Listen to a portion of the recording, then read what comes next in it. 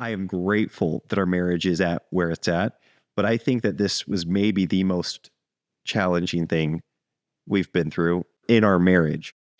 All right. So you guys know we just built a house. You might be tired of us talking about it, but we've gotten a lot of questions on what would we do differently? What are some things we've learned? What are some things we're glad that we did in our home? Some of these things you can apply to your home right now. So they aren't necessarily structural, but we're going to just buzz through a few of these things that we've learned, what we might do different in the future.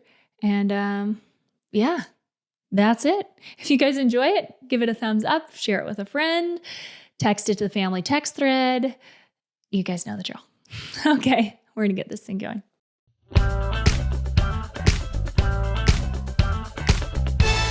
The Now That We're a Family podcast. Okay, Elisha, so we've gone through this build process. I can't say we were the most mature through the build process. I feel like I can speak for myself. I was not the most mature.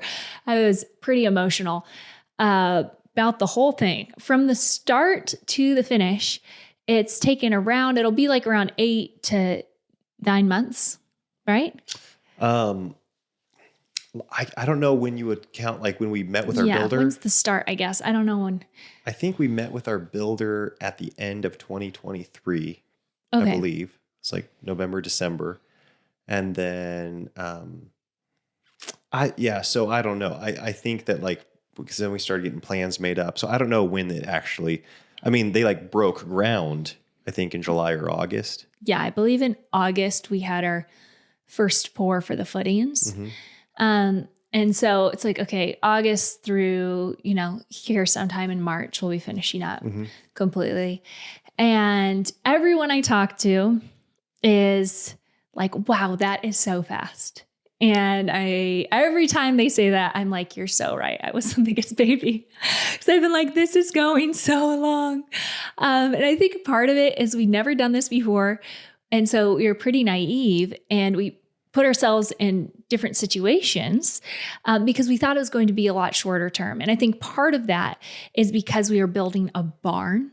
And so that makes it sound confusing because there's so many different types of barns. There's pole barns. There's this barn that we watched go up in literally 2 days down the street, literally. Yeah. And it's just like, oh my goodness. And so I think part of me thought we were on the 2-day barn track. So it took way longer. No, but it's framing. This is a tip. Okay. If you're building something. Okay, here we go. Let's go into a takeaway. Know that are your trusses going to be something that they can buy pre-made? Can you buy a kit or a pre-made trusses or something like that for your build? Or are they going to be cut and stack trusses? So ours were, they had to be built on site individually. So each truss was this gigantic custom build that the framers had to build. And each one was a masterpiece. It took, we would sit in our little tent and we'd be out there watching these guys set a couple trusses in a day. And they're just these huge old things. They're having to jimmy rig up there and then they're up building more. And then, the barn down the street, they threw up 30 trusses in a couple hours. So I feel like our whole build was like that. We designed this very complicated building that we didn't realize was going to be complicated to be built. At least I didn't realize that. What would you say? Yeah, boy. In regards to everything you just said, I could say a few things, but I think just it's just bizarre because Katie and I committed to each other, to ourselves 3 years ago or 4 years ago to never build a home because we knew some of our closest friends were building, many of our siblings were building, and we just saw it as being so all consuming. And we're like, man, that is you have to devote your life to that for the season in which it's happening.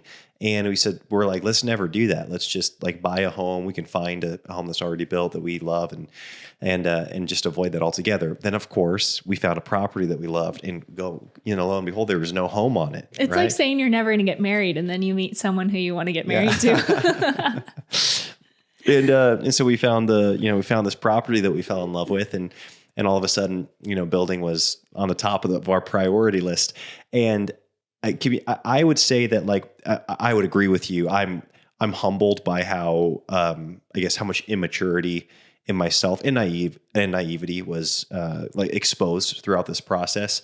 I am grateful that our marriage is at where it's at, but I think that this was maybe the most challenging thing we've been through. I mean, I'll say it for myself. For Elisha. Yeah, it was the most challenging. Yeah, I'll just speak for myself. The most challenging thing I've been through in our marriage. Basically, his wife has been the most challenging she's ever been. No, and it's a classic communication and expectation thing, because I am thrilled now with everything. Like there's no lasting begrudging or resentment or ill feeling towards, you or anyone. I mean it. Because of how it all worked out. We were just speaking two different languages at the beginning with two completely different expectations, two sets of expectations and like goals. Like what we saw as being an ideal outcome was completely different from each other. And I don't think we knew that at the beginning. We thought we were on the same page. We're like, okay, great. So this, that, and that. We're like, yeah, but what that meant to me was so much different than what it meant to you. And so that would just throughout the, say roughly year-long process, because I would say that type of contention, and contention is a strong word, but those types of conflicts would arise starting from the time that we were designing, I think, the barn. And so that it's just a classic communication. Like, what would I have done differently? I just would have asked a ton of, what do you mean by that? Or what's the ideal outcome for you with this build? Asking you that, because I had it in my head. You would say something, I thought it meant something that through my filter. And then we get, 2 months down the road, and we're like, wait a second, what? That's what we're doing, or that's what we're not doing. And so I felt like that happened time and time again, really until maybe 2 months ago, that finally I was able to wrap my mind around what you were saying. And I think you were able to wrap your mind around what I was saying. And we were able to start like sleeping together again, which was great. No, I'm joking. I think that's because we were postpartum, but yeah. No, yeah. So I think we were on this strange plane of speed and dream and budget and dream. And so we bought our dream property, right? And Elisha and I never want to move again. That's like currently that's the vision for buying this property. Was not like bigger and better in 5 years. It was just kind of like, we're set. We're really happy with it. It's beautiful. We'd love to raise our kids here. Okay, real quick. If you're looking for music lessons for your family, piano lessons, guitar lessons, fiddle lessons, ukulele lessons, mandolin lessons, you can subscribe to Voteberg Music Academy and get lessons for the whole family. Subscribe to the piano course, one subscription, get you piano lessons for the whole family. Subscribe to guitar, that gets you guitar lessons for the whole family. We'll link it below. You get a special discount, and you can see that below by listening to our podcast. That's how you get the discount. Go check it out. So we wanted to get our children out here as fast as possible. And we thought, so it was just this combination of like, how fast can we get out there? How affordably can we get out there? And how can we build something that we're going to want long-term on this property? And it was a weird mashup. It was like you can have two, but not the third. And so we kind of kept circling around which two we wanted. And I think that's what set us off on some lumpy decision-making processes. Would you that's say a good way that? I'd say that's a good way to put it, because I think I was looking at, and I think that the pains or whatever you want to call them of living in town were getting to me a little sooner than they were getting to you, as far as just kind of the neighbor interactions and just the safety of our children and just some things that were, I think, affecting me a little bit more, I guess, viscerally than you, because I think you were just more content, which is admirable, obviously, in that last home. And so I was very much on like the speed and budget mindset. Yeah. And so when we said, hey, and the actual original thing we were going to do was more of like a shop house. And it wasn't going to be a shop, but it was going to be more like a shop house. That's what we thought. And then we would add a home onto it. So it was going to be like something that would be a 2 or 3 car garage with living quarters up above. And then our home design was just going to kind of flow out of that. And so that's how we saw it being the fast and affordable way. And matching with the long-term dream. It seemed to all work together at that stage. That's exactly right. At some point along the line, what happened was we became unsure of what we wanted the final home design to be. We went away from modern farmhouse and we decided we don't want to do a modern farmhouse floor plan. So then we don't want to build this building that does not make sense with the house. And we were like, and we still are, if we did another build someday, which who knows if we'll do that. We're very content here, is we still don't know exactly what that design would be for the exterior of the home. Yes. So that's what really threw us into the let's build a barn. Yes. Because we're like, well, we know someday we want to have a barn on our property. So we're not going to do the garage with an apartment up above that will someday be, adjacent to our dream home. Let's just start with a barn.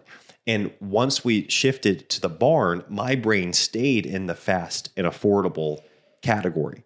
Like it never departed from there. And I think your brain went back to the ultimate dream. Yeah. And barn. I went to, I want to build the barn I've always dreamed of. Yes. And that wasn't a conversation that we had.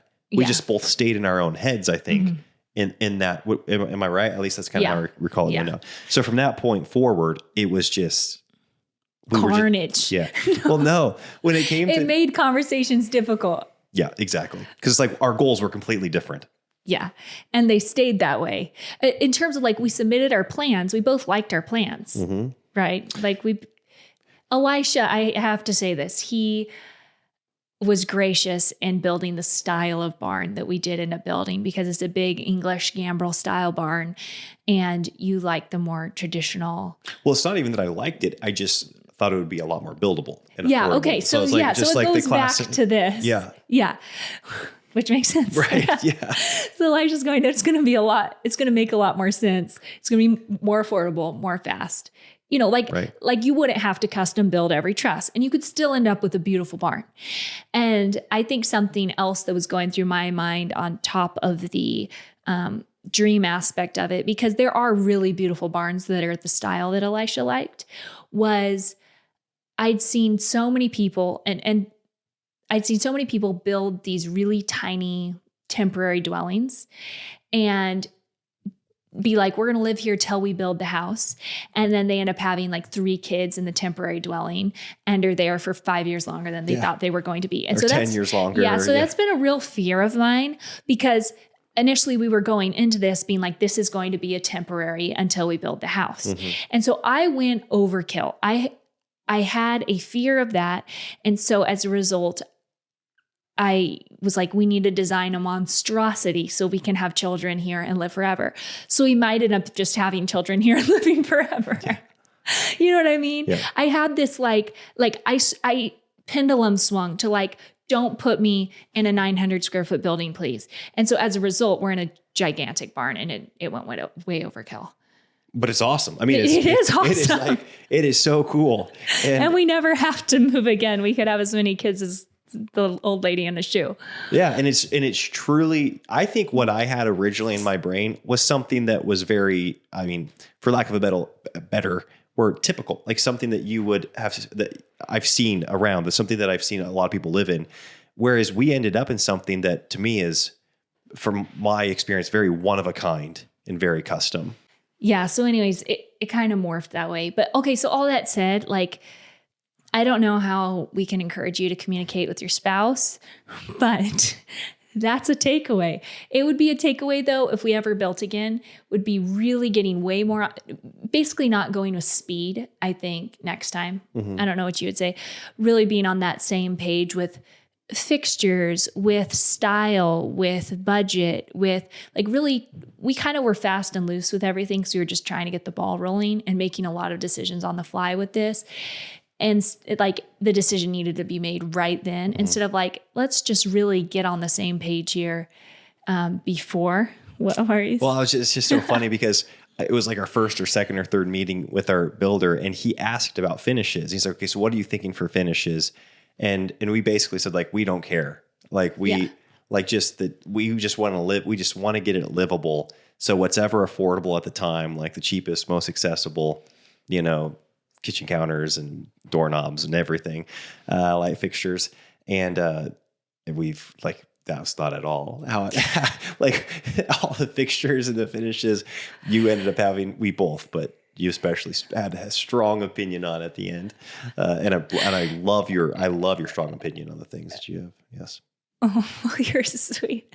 It's funny. We had, it's funny. Our builder teased us later in the build process because he goes, you guys mentioned you didn't care what it looked like on the inside. And I was like, I don't know why I said that, because it's like, of course we're going to care. We were working at the time on the outside design. And so it's like, just get the outside right. And it was beautiful. We designed the inside around the outside. But then when it came to finishes, that would be something that I would talk about. That would be a takeaway with your build, is talk finishes early on and maybe get input from like an interior designer, something like that. Even if you're not hiring an interior designer, watch YouTube videos on it, because there's just stuff like, we have a 20-foot vault in our ceiling, in the center of our ceiling. Yeah, 21. Wow. Yeah. So it's very tall. So I naively just thought, well, we'll just do canned lights, because everyone does canned lights. And then it wasn't till we were in this build, it is what it is. We bring the electrician in, and he was like, your average canned light is not going to cast enough light down here to the ground. It's going to be super dingy. And he was saying he was going to have to put in like 40, I want to say, or 50 in the main living area alone.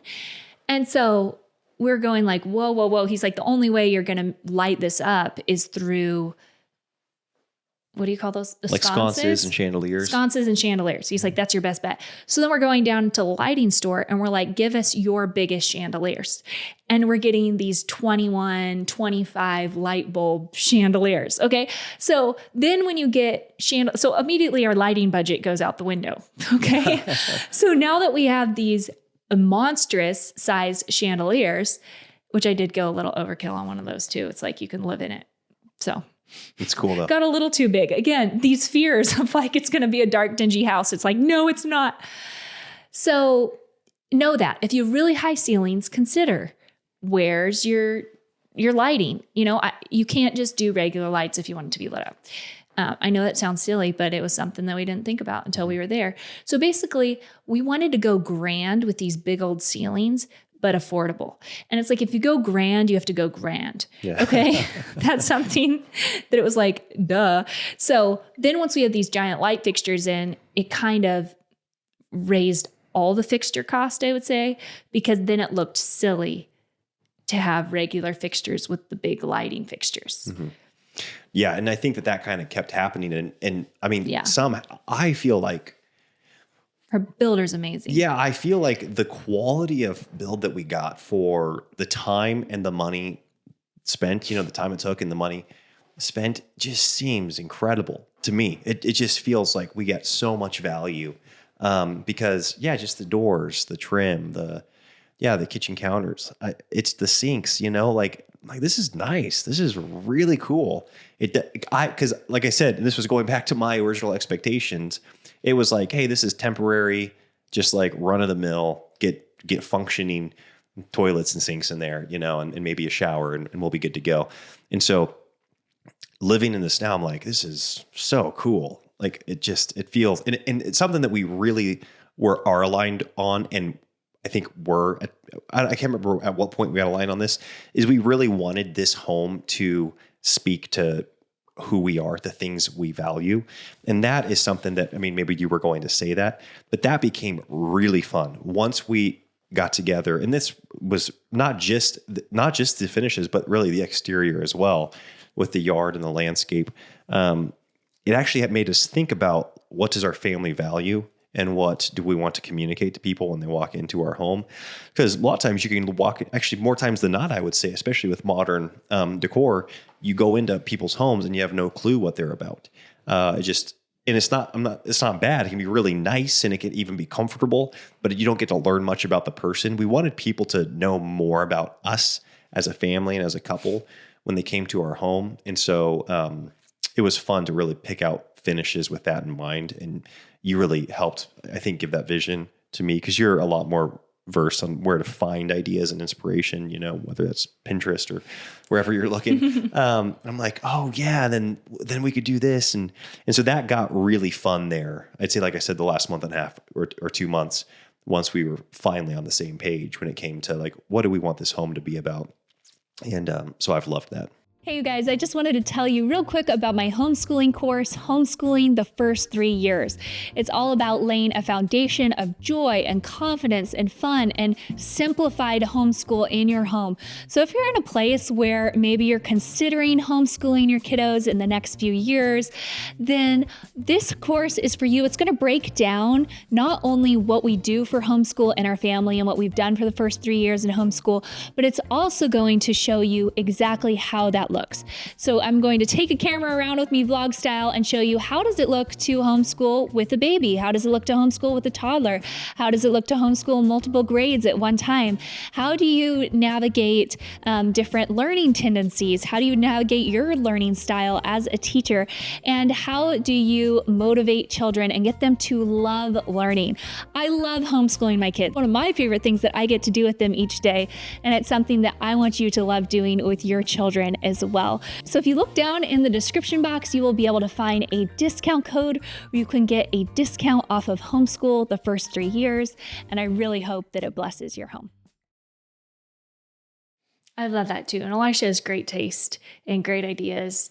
And so he's a fun person to bounce these things off of. And something that we actually started doing in the tent was writing down what we wanted. We wanted our home to reinforce our values. So like our last home, or in our identity as a family, our last home, my goal was just kind of to make it look like a magazine. So like you said, like in a magazine, anyone can put themselves in that home. And we don't want this home to feel that way. And so we wrote down a lot of things like what we wanted, what we value as people, the gospel, learning, reading, critical thinking, hospitality, rest, a really long list of maybe 15 things that we want to be about, and then how we could implement that in our home. Mm-hmm. And so, for instance, like the gospel, we wanted to have a family Bible displayed. We wanted to have scripture around the house. We want to have art for learning or discussion. We want to have nooks where we could sit and discuss, or that are cozy to read in. We wanted to have a lot of books in our home displayed. We want to have all our instruments out and displayed, not tucked away in cases. These are things that we really valued and we wanted to have present. Yeah, I think the softer lighting in my mind induces a lot more of a studious attitude and just conversation. And I think it promotes a lot more conversation. So we were thoughtful of that with the softer lighting. We fell in love with that in the tent with the candles, because I think we just saw our kids gravitate towards reading and drawing and just sitting and, talking when the candles were lit. So we're like, how can we recreate that in our home? Yeah. So it's in terms of a build, if you're thinking about building, writing down all the things that you want your family to be about might influence how you design your home. Yeah. And it can also influence, even if you aren't building, how you design your current home. So you can do this within your current home, but you have a little more creative, bandwidth if you start from the ground up. So, you mentioned the lighting, and that's something that we accidentally, like we said, fell into. It was kind of out of necessity if we didn't want to live in this dark cave. But I would highly recommend doing ambient lighting. So anytime you can get away from a can and go to a wall sconce or a hanging light fixture, it's going to just transform the space.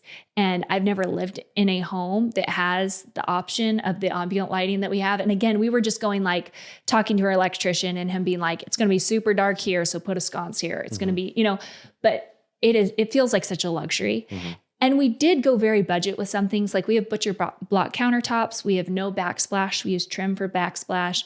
We have no cabinets. So everything's open shelving or has a curtain covering it. So there are things we really just went budget on. But if you don't have the option of either, hardwiring these fixtures in, or you're already living in a home and you don't have that option, bringing in lamps is something that I would highly recommend, because lamps can give you the same vibe. Having a lamp even in the kitchen on the countertop, or, little lamps, big lamps, that can give you the same warm lighting. Just being able to turn off the floodlights, basically. Yeah. And something that got really fun was when we, you talked about when you open a magazine, you can picture yourself in any of those houses. And there's obviously a strength to that, when you go to new builds or modern builds and you're like, I could so picture myself living here. I don't think anybody's going to picture living in our home when they come here, but it's so us, it's like the way that it is set up is, we feel like it's so us. And in fact, I was talking, even when it comes to the roof line, like that whole gambrel style barn, some people are going to find it really awesome. And some people are like, that is huge. Like, that's just a huge, structure right there. And they're not going to see, I guess, beauty in it. I was talking to a friend when we were getting close to wrapping up, and he was just trying to wrap his mind around like selling that. He's like, man, you don't want to build something that really limits you with the resale, And I was like, that is the furthest thing from our mind, And that would be this. and that is really fun. Like, I get, if you're building with the thought of selling in 5 years, you have a totally different mindset versus we really want this to be a legacy property where our children grow up in it. We grow old here. It stays in the family when we die. And so we've built accordingly. And so we're not expecting everybody to come over and be like, I want to live here, or this is exactly what I want. It's very custom to us. And that's why we love it. And things that you can do even on a smaller scale is just with decor, make it very custom to you. And I think I was afraid of that in the beginning. I wanted everyone to come over and want to live there, instead of like, I want them to come over and be like, wow, I'm in the Voteberg space. And I want to welcome them with just Votebergness. And that is what this space is for us. Something that we did that I really was thoughtful of, that I appreciate, is dark trim and not pure white walls. So we went with the white that's creamy and leans yellow. And that is so out of style right now. Like, going with a creamy yellow, like everyone wants to get white out of their yellow. I feel like I was a pure white person for a long time. Yellow out of their white? Yeah, yellow out of their white. But it hides dirt better. And I was so sick of cleaning white walls. And it's still light and bright. Like, I didn't go with like a coffee color, which would have been even better for cleaning purposes. But we went with a wood trim, and we stained it with the stain that your parents recommended. What was it? Early American. Yeah. It's like best stain ever. I want to stain everything that. But you guys, it is muddy here. Like, we are living in a mud pit. It's a new build. There's dust everywhere, and contractors have been in the house since we've been living there. So there's even more dust and dirt, and you can't even tell. Yeah, it's great. It is fantastic. And that's what I wanted. I was sick of white baseboards. And so just going with, even if it's not all wood, going with like a darker trim, or like people are doing now in Keller, what do they call that? Keller. Oh yeah. Flooding. Right. Yeah. I know. Drenching. Yeah. Keller drenching. Again, anytime you can with a dark color, it just makes your work as a homemaker a lot easier. So that's a tip that I knew we wanted, whether it was on style or not. It's like, we're just in a season with 6 little kids right now, and it's not the white baseboard house. Okay. And then the other thing is no stainless steel. That was another thing I really wanted in our kitchen, was a goal of no stainless steel. I would rather go with, Elisha did spoil me and got appliances I really loved.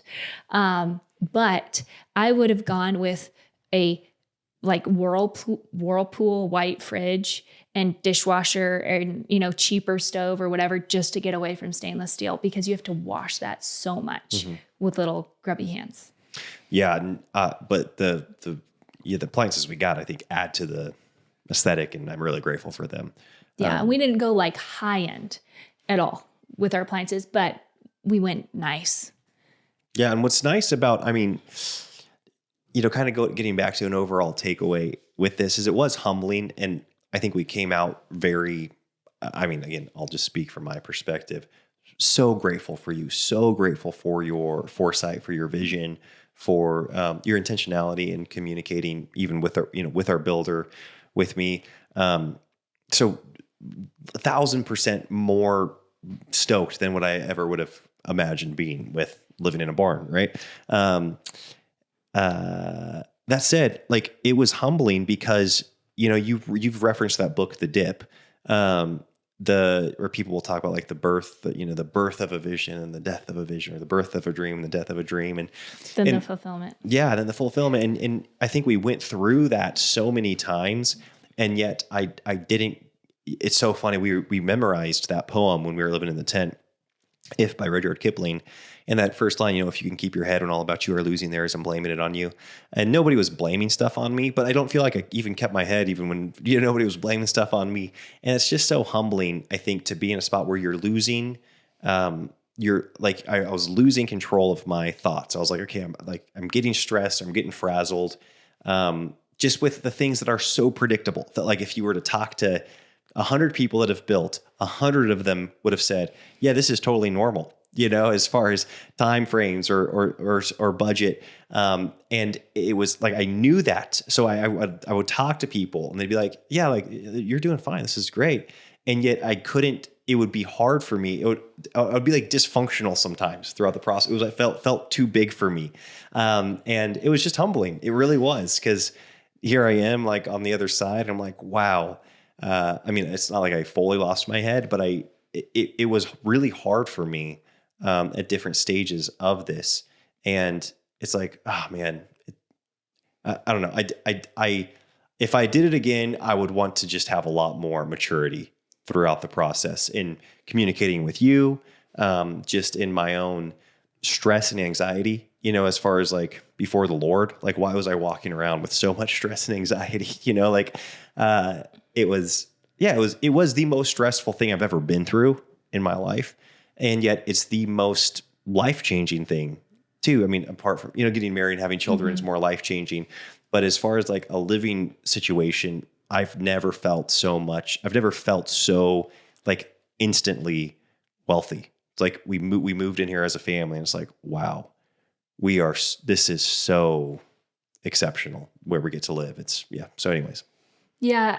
On those points, a couple things that I'm thinking of is, one, plan up front when you're building to have a way longer time frame than what you need to.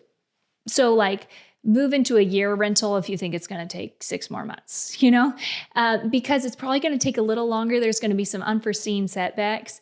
And I mean, it's just nice to have that bandwidth. Like, if we ever built again, I would try to build, and we would both try to build margin into our living situation until we move into the build. That's something we were cutting it way too close, and we way undercut. That's one of those things that was humbling, is because we went against our better judgment, against counsel. Like, we knew what we were doing, and we went in with our eyes open. We're kind of like, okay, we're moving into a tent. We're selling our house. We're counting on this going perfectly, and the time frame lining up completely perfectly, and nothing going wrong. And it's like, that was really, I mean, we're optimistic people, and I like being optimistic. And it was an adventure. And it was an adventure. That's what it means. The Lord had wonderful things for us in it, and I wouldn't go back and change it. I really wouldn't. That's what's crazy. Yeah, is that, like, it did put us in a stressful situation, but I was like, I'm kind of glad it all went the way, that we did. But it's like, would I counsel anybody differently? Yes, I would. I think the counsel is like, don't get out over your tips. Give yourself tons of time. We were in a hurry. It's like, we wanted to get onto the property ASAP. We wanted to pull the equity out of our house that we had. We didn't want to move into a rental in town. Like, there was just a bunch of things that they're like nitpicky, persnickety. And as a result, we had a wild ride. Yeah, it was a wild ride. But I will say, if it comes to having a wild ride or compromising, we typically take the wild ride. Absolutely. So, yes. So there's that. Another thing would just be budget wise.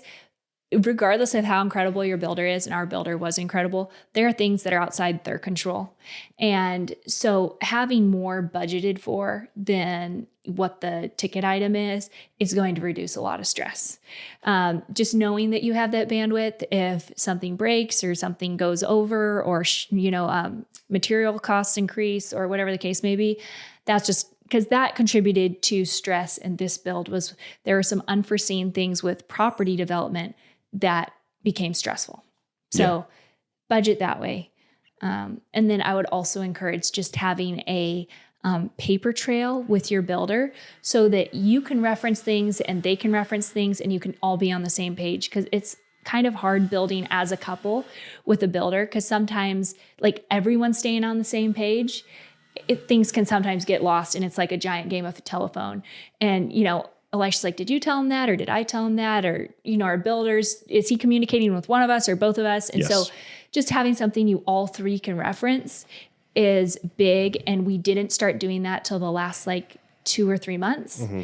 And those were the best months, communication wise. I don't know what our builder would say. He's not here. But for us, that really changed the game. Yeah, we had a lot more peace of mind. We were, just feeling, we felt like, okay, we know what's going on now. Because a lot was done like phone calls or in person. And then we went to mainly texting, and that was really helpful. Yes, because then we could reference this. Like, wait, what did he say? When is this happening? Mm-hmm. Versus, and that's something that, again, early on, I was doing a lot of communication, and then I got bombarded with just work. And I was dropping the ball, and then you came into the communication. And so that was an awkward transition too. Mm-hmm. That, again, I think we probably could have predicted happening, just knowing okay, I was going to get busy with work, so on and so forth. So yeah, you had a ton of logistics on your plate. And it would have just been more helpful if we had all been in the loop from the beginning. And then it's like, if I need to take some of the load off Elisha communicating, I can do that. If he needs to take it, he can do it. And we're all on the same page, instead of me trying to come in and figure out what's going on. So anyways, but I think those are some of our biggest things. We're happy. We're very, very, very happy. And it's an adventure. Building is more of an adventure than what you think it's going to be. Yeah, and so, I'm so grateful. It's like, I don't know if I want to do it again, but I want to think if we do it again, I would do better. I think we would. I think we've learned every time we've gone through something. Yes, exactly. Yeah. All right. Well, that's it for today's episode. And thank you guys for being here through the whole process with us. Bye. Bye-bye.